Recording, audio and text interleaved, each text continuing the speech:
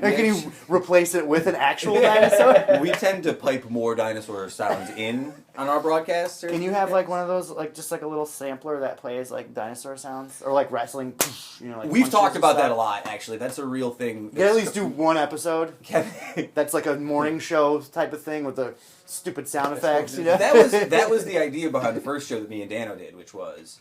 We're making fun of morning sports. Famo and the Wookiee was a takeoff of like dumb sports titles. I wanted to call it something poignant. I was like, I want to call it like the 2-3 zone. It'll be about Syracuse. And he's like, no, dude. If it's Famo and the Wookiee, or we don't. It's gotta be like the morning drive, radio music. You know. Well, let me start by prefacing where we are and what we're doing. I'm sitting here in the in your sneaky secret studio here in the Mayro building. It's beautiful. I won't tell anyone more than that. But it's tough for me as a musician. As a guy who self-associates as a musician at least, to be in a room with all this wonderful equipment and not get easily distracted. But we are here with, for all you nerds out there, in the comic book universe, they have lots of parallel universes where things are slightly different and slightly the same, like Earth, Earth 2, Earth 3, things like that. I feel like me and Tim are weird alternate dimension versions of each other. Tim, if you don't know him, is the bald version of I'm getting there. I'm in the universe where I'm the bald one.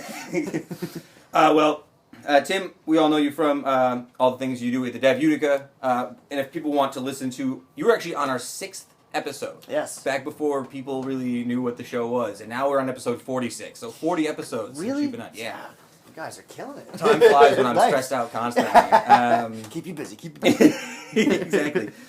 So, you've been doing great work at the Dev. You guys just celebrated your 3-year anniversary party, which was a great time. Super fun. And if you want to go back and listen to a lot of the stuff, we did talk about a lot of the Dev stuff in the first interview, so we're not going to focus on that, but you should go back and listen to your first interview, because a lot of those interviews got deleted early on. Oh, that's right, because you're in SoundCloud account. Damn you, SoundCloud free. You got to pay for it. So we're here today to talk about your band and your brand new album release, man. Yes. So let's talk about the band, Ginjavitis. The album is Future Failure. You guys have the album release party, which is May 7th. Now, I sadly have to admit, by the time this show airs, the release party is already going to have happened. But I'm going to assume, based on what I've heard, that it's already been a rousing success and everyone loves it. I'm hoping so. And I want to clarify, it's not a band. It's just me. I can see. I have this debate. It's just me. I had this debate with myself. I wish it was a band, but I'm working on that part. I appreciate you as a musician, though, because I have a solo project that I also named something that wasn't Sam Famolaro. Why do you? What is it about that? Like, why do we feel we need to name things? I don't know. I have this ever-growing list in my phone of like it says weird band names and shit. Oh yeah. And I hear something. It's either sounds funny to me or just like a weird mixture of words, or I like the sound of it, and I'll just write that down. So I have this ever-growing list, and actually every song on that album, since they're all instrumentals, is taken from that list as well. Oh, so I have this obsession with doing that. It's like, I'll have different projects and like, oh, this sounds a little bit different. I'm going to name it something else because nothing really, I don't know, I don't consider myself a musician really. Like, I'm a drummer for sure, but like, I don't really know how to play anything else, and I just play around with sounds. So like, I'd say I can use it for whatever because it's not really me as a musician, you know? I'm trying to think of a couple of good ones from, because again, alternate universe, I've had this list. I'm thinking Parliament of Trees was one that was a song. Exactly the kind of stuff. That was a song for a while. Lazy Lexiconographers was one my girlfriend at the time threw at me that I didn't like as much initially, but then she pitched it. So like, it's pretty good. And then now I sort of like it in hindsight. I'm like, that's pretty good. A little bit. It's kind of funny. But actually, I had to look up a little bit of information about this. You guys have been you've been doing this since 1998 under this title. Yeah. And this is the 7th album. Yeah, 7th full completed thing. A lot of it is, I just make stuff constantly. Yeah. Every once in a while, I'll put it together as a collection. There may be nothing pulling it together, and it can be random, and it's only been like sporadic throughout the years because I've always played in bands, and this is always something I just do on the side. Yeah. Like, I started with a 4-track cassette tape player, and I started with like a little sampler and a drum machine and a little Yamaha keyboard, into a 4-track cassette tape, I assume that you're probably like Prince in that way, or to a lesser extent, somebody like Don't me. compare me to Prince. Well, I mean, what I mean is, my assumption is, knowing you the way I know you, that you probably have tons of material that's just on deck that you probably haven't ever released to anybody. Oh, yeah. You know what I mean? I don't usually make it a deal to release anything. I just kind of put it on my website, or back in the day, I would just dub a couple tapes or something, give it to my friends, and I've never really tried to do anything with it, Well, you actually have a lot of collaborative work that's been on this album too. Yes. I was looking at it. You talk a lot. You're always very vocal about how creative this town is. And so many amazing musicians in this town, and so many different genres too. And it was nice to be able to bring a bunch of people together to do the remixes. To really, and I was saying before, like I feel like it's better than what I initially created. Like it grew on. I mean, there's different. My stuff is all it's all electronic based. Synthesizers and drum machines and a little bit of live drums that are just triggered. And then, some of the remixes, there's one of my buddies he's a DJ and electronic musician, but he decided to do a metal version. So it's like a metal, like this epic, like soundtracky, giant metal song. And then there's like 2 hip-hop tracks or some like Aphex Twin style stuff. There's some 80s chase scene music. Like it's all over the place. It's great. It's, that was the part that fascinated me because I was looking at it, I was like, wow, he did all these remixes on here. I saw Thomas has got one on there. Yeah, Thomas D is also on there. Yeah, he was actually one of the first people to do it. Before I even decided I was going to do an album, I had just sent him this track, like just because he's one of the people that actually listens to my stuff, and we listen to each other's stuff. Another one who has a million things that doesn't share them, and he gave that to me, and that kind of like got the ball rolling to like I was like I should have all these people do remixes. So I know this is a solo project for you necessarily.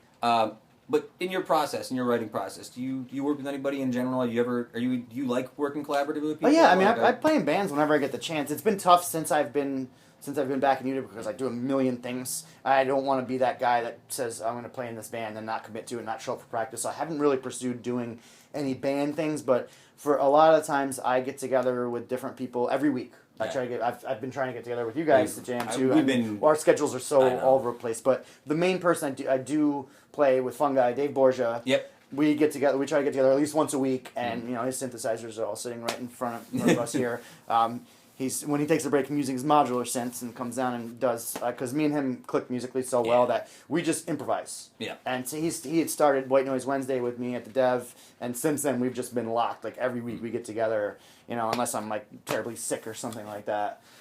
You sort of self-associated yourself as a drummer earlier when we were talking about stuff. How long have you been playing drums? Did you play back in high school? Did you play growing up? Yeah. I started playing when I was like, I started picking it up when I was like 15 or so, and then after I moved up here when I was 16, I got into doing electronic music, and I played drums here and there. I played in like a little gutter punk band for a while, but I didn't have any money. And the money I did have, I spent on drum machines. Yes. So I really had, I would play sheet metal. Like, I had these kits of sheet metal. Like, I had one bass drum and a floor tom, and then a steel sawhorse with sheet metal clamped on it, and I would play that. And then finally, as time went on, I started hanging around with more drummers, or I had my friend left his drums in the house and play all the time. Drums is a humbling instrument. Drums is the last instrument that I learned. I started off as a bass player, guitar player poorly. I tried both of those, but drums is one that for some reason I think maybe as a guy who I was a singer guitar player, or I was associated with being a singer guitar player for a long time. So I think all singer guitar players want to be drummers. So when I got the opportunity to do it, I was just like, oh, this is the jam. Like I can't believe that no one wants to do this more often. Well, when you're carrying them around all the time. I play really small kits. I mean, I have the Frankenstein kit now with all the drum triggers. Which is beautiful, by the way. I love Frankenstein shit like that. That's so up my alley.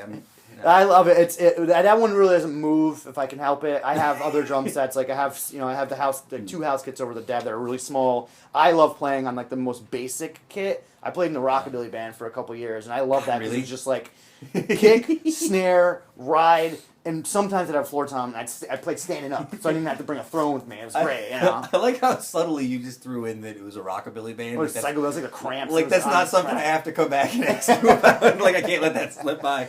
That ties into a little bit about something that I want to talk to you about.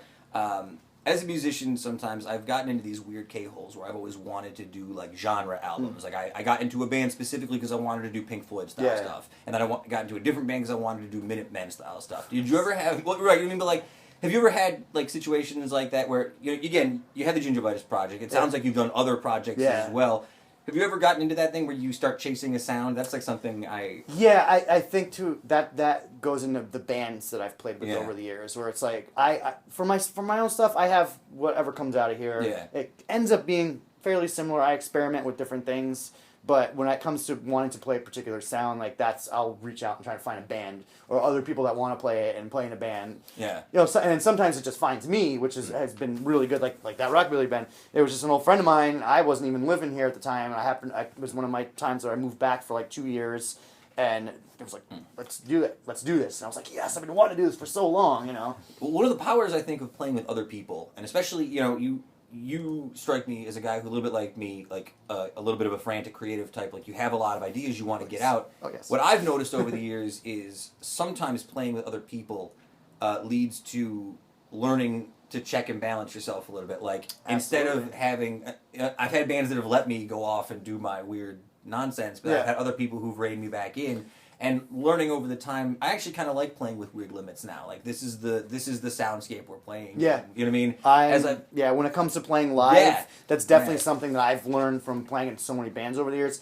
And I always end up being the guy in the band's like, okay, guys, come on, like reel it in. Like we got to show, we got to practice. Like I always ended up being that person in the band that was like, all right, we're getting a little off here. Let's bring it back over here. So I totally understand that. Definitely something that's come from playing with other people. You had a very, very excellent interview with MadeInUtica's Kate Riley. It's up on MadeInUtica website. She's great. There's a quote that was taken out of here that I want to talk to you about, and it was you described Future Failure as the quote soundtrack to an average day in a post-apocalyptic future. As a man who has a stand tattoo, I feel very strongly about the post-apocalyptic world. I have strong feelings. Yes. But you actually talked about being a little bit inspired by John Carpenter's soundtrack stuff, Giorgio Moroder. I think that's really fascinating. I love the idea of... I'm always curious about like soundtrack music. That's one of my favorite things to do. Everything, pretty much. I compare all the things that I do on my own, especially the Ginjavitis stuff, because it's instrumental. It's a soundtrack to something. It's always going to be a soundtrack, and that's why I work with a lot of visual artists. Yeah, and and a lot of those videos that I did for them came like 2 of them. I think I used. Yeah. They originally were the basis for 2 local artists for their performances, and I just ended up putting glitch stuff along with them, and I made them originally in a different way for a different thing. Well, and I don't want you to think I'm trying to pander to you, but I think what the music you're creating and the whole visual and visceral aspect of it as well. You're a web designer, you're a graphic designer as well. Like you do a lot of other stuff besides being a musician that creates a full encapsulation.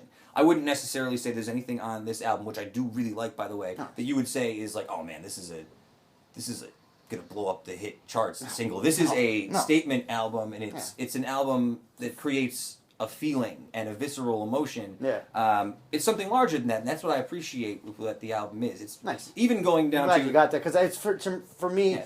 I had said before, it's like I'm a sci-fi nerd. Like I read sci-fi stuff. I have my whole life, and my music, I always think of it in like a futuristic aspect of like what will aliens be making. And every once in a while, I'll have like I've done a couple things in the past that were way more of a structured theme, where I'm like I'm doing this. This is like throughout a day, or I did one album a couple years ago under my other project that I sing and play drums on. It's like a mixture of Ginjavitis. And that I did an entire one that was like, what would the world be like in the year 5006? Yeah. So each song was a different scenario that I could come up with. That's pretty good. So the lyrics were based on that, and I would try to get the music to go along with that as much as possible. Yeah, when we were doing, I was doing a band in New York called the Filthy Huns. And it was me and my good friend Adam Goldstein, and my great tattoo artist friend Teague Smith. Shout out to Teague Smith wherever you are. I haven't seen you in a long time. Thanks for all that. I know I did. That's fine. Wait, Justin's over there. Yeah. But it was funny. We kind of set a weird limit to ourselves because we wanted to do like weird punk rock, like gutter punk, like Minutemen style stuff. And I played a couple. I love so much. It's one of my most fun things to play. Really, is like punk and metal. But when you got to like writing lyrics, we were very specifically like, no love songs. Yeah. Nothing about women. Yeah. And we got off in this weird tangent where we're writing songs almost like Twilight Zone episodes, right? Like just telling weird stories about men falling through doors into other dimensions and like nonsense. This is why we're parallel universes. That's pretty much exactly what I do when I do write. Yeah. But what I'm saying is like, that's what you're thinking about, the larger package, and I've been in, there's different kinds of bands. I've been in bands where you want to play hit songs for people to get excited about. It is what it is. And sometimes that's super fun. Like I want to throw 2 bands at you that I got when I was listening to you very personally. I listened to a couple of things. Mogwai and Boards of Canada. Specifically Boards of Canada, I was like, man, I bet you... It's funny, I don't listen to that band at all. I have some of their stuff, and a couple of my friends have ranted and raved about them for years. I don't take this the wrong way, but I don't really care for them. I find them kind of boring. Really? Yeah, and I love ambient music, and I will put them on when I'm chilling out. Don't get me wrong. I like them. I bought their stuff. Mogwai, I absolutely love them. Like, I just got their new album. I've been listening to it constantly. They did a soundtrack for a French... They've done a ton of different ones, yeah. Well, the Boards of Canada thing is interesting because Boards of Canada is like a divisive band. Like, there are Boards of Canada albums that I like, and then Boards of Canada albums that I've skipped. Do you know what I mean? Like, you know what I mean? So, like, I can... Yeah, it's just an overall thing that's like, I love other stuff that sounds so similar, so I don't know what sets that off with me about them. Maybe it's because so many people, like, put them on this pedestal where I'm like, I've been listening to I've heard this stuff for so long, and it's not any different or anything. It's not any more special. Not to say it's not great. I own it. I buy it. You don't have to. You don't have to justify it to me. I'm one of the most pretentious music fans in the world. I just try not to talk trash about bands. You know. What are you listening to these days? Oh, probably a tough question to ask. No, it's not actually, because I've been obsessed with a few things lately. It has been King Gizzard and the Lizard Wizard.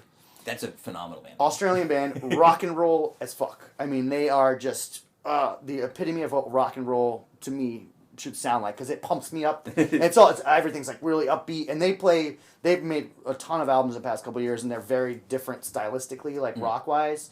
So that I've been listening to obsessively, and I don't listen. Even though I make all electronic music, I listen to a lot of electronic music, but for the most part, I get obsessed with things that are completely in any genre. You know, it's like I can't.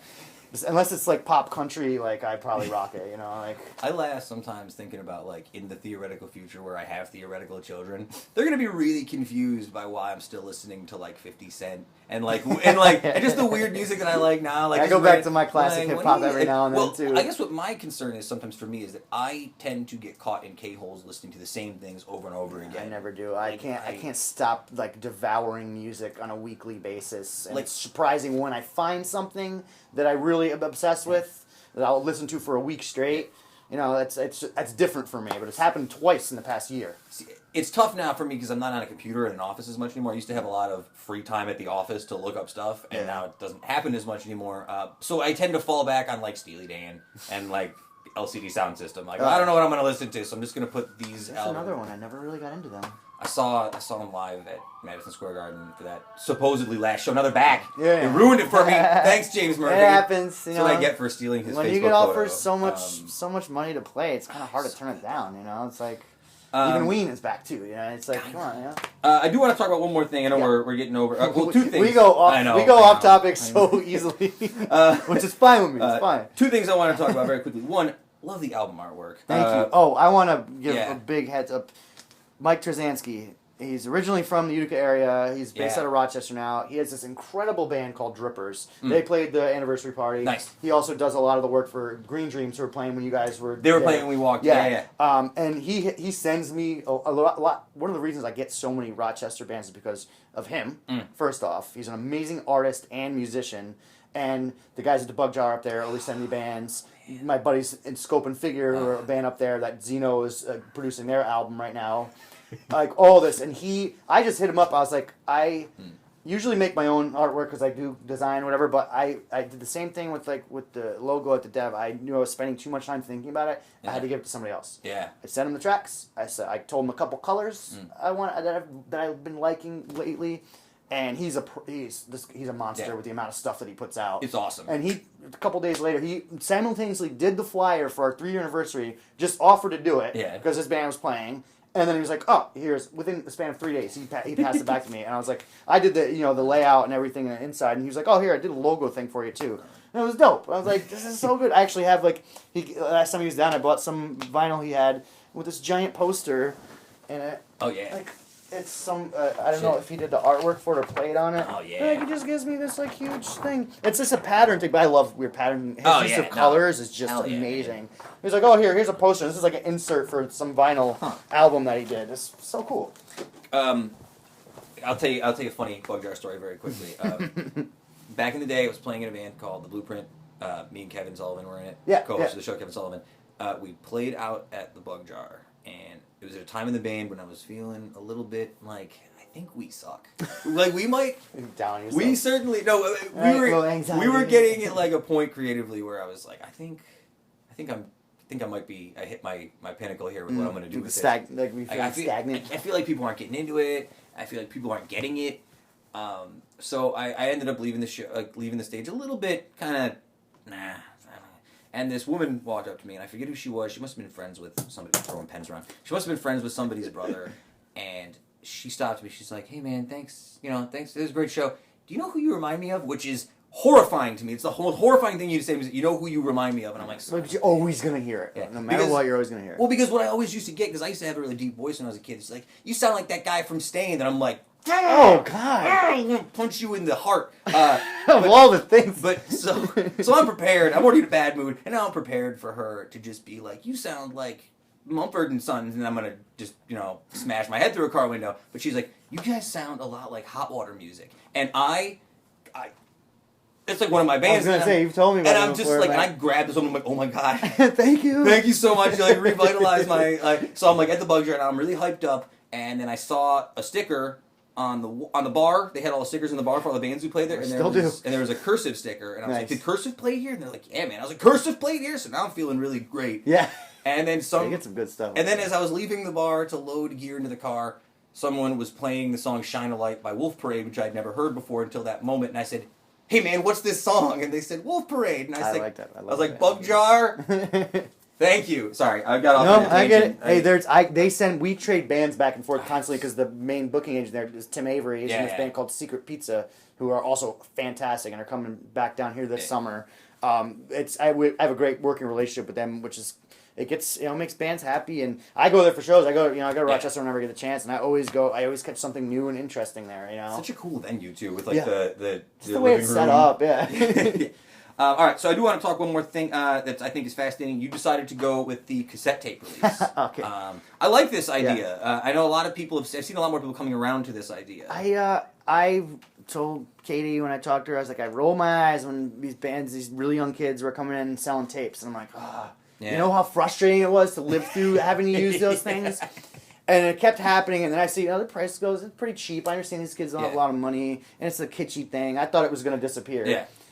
One kid said to me he's like, "Yeah, but when you put it on, you just leave it on, and you listen to the whole thing, and you get to appreciate a whole album, great point, actually. And you get to respect like the way everything's organized, like the way the songs are tracked." And I was like, that's a great idea, and if it's forcing the MP3 generation into like consuming something more than a single serve option, I was like, that's good. And all these years since I hated tapes so much because I had to use them, I never got one pressed. I've done CDs. I'm working on doing some vinyl for next year. Yeah. I've done digital for the past couple years. So I don't really care. I don't try to sell my music. Right. I give it away. I know what you mean. Yeah. I'm not trying to make money off of my music. And so I was like, this would be fun because I like the physical object. I love buying vinyl because it's a physical object. I may listen to it every once in a while. I'm a ritual, my Sunday morning ritual, putting on a record and having some coffee. But I don't. I'm listening to it in digital. Yeah. But I like to have a physical copy because I love buying music. It's one of my favorite things to do. It's terrible for me because I spend so much money on music and musical equipment.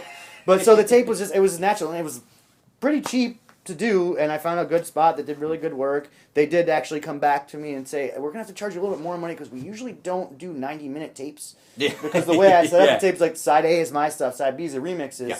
Since I got so much from people, that was like, tracks it's like I could fill it up. There's even more remixes that didn't make it on there, too, because by the time I had to send it off to get pressed. And so I'm going to be posting those on the Bandcamp page, at least, so you can download them for free. So, again, by the time this interview comes up, the party will have already happened. I am sure it's going to be a huge success because everything you've done has been a huge success over there, and all the music is great, and you stand behind it.